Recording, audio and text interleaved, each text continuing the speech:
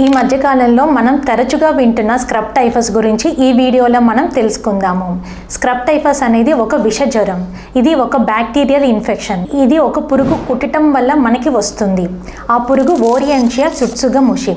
పురుగు కుట్టిన తర్వాత 1 నుండి 3 వారాల వ్యవధిలో మనకి లక్షణాలు బయటపడతాయి. జ్వరం స్టార్ట్ అవుతుంది. జ్వరం హైగా ఉంటుంది. తలనొప్పి ఉండటము, దగ్గు రావటము, వాంతులు అవ్వటము, ఒంటిపైన దద్దురు రావటము, పురుగు కుట్టిన చోట నల్ల మచ్చగా ఫామ్ అవటం జరుగుతుంది. ఈ జ్వరం వచ్చిన తర్వాత 1-2 రోజుల్లో గనక మనము నిర్ధారణ చేసుకుంటే పేషెంట్ కాంప్లికేషన్స్లోకి వెళ్లకుండా ఉంటారు. 2 రోజులు మినహాయించి జ్వరం తగ్గకపోతే లోకల్ హాస్పిటల్లో ఒక జనరల్ ఫిజిషియన్ని కలిసి ఫీవర్ స్క్రీనింగ్ మొత్తం చేయించుకోవటం చాలా అవసరం. ఇది రక్త పరీక్ష ద్వారా నిర్ధారణ అవుతుంది.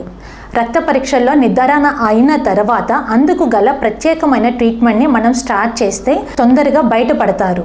లేట్ అయిన తర్వాత పేషెంట్ కాంప్లికేషన్స్లోకి వెళ్తారు. అప్పుడు ఆయాసం పెరగటము, ఊపిరితిత్తులు ఎఫెక్ట్ అవటము, తెలివి తగ్గటము, మెదడు ఎఫెక్ట్ అవటము, బీపీ డౌన్ అవటము, గుండె ఎఫెక్ట్ అవ్వటం వల్ల పాసి రావటం తగ్గటము, జాండీస్ రావటం, ప్రాణాపాయ రిస్క్ కూడా ఉంటుంది.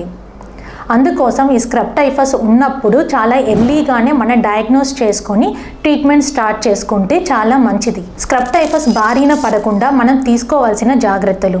చిన్నపిల్లలు, పెద్దవాళ్ళు పొలంలోకి వెళ్ళేటప్పుడు, చెట్లలో ఆడుకునేటప్పుడు షూలు ధరించటము, ఫుల్ హ్యాండ్స్ షర్ట్ ధరించటం వల్ల మనల్ని మనం కాపాడుకున్న వాళ్ళం అవుతాము.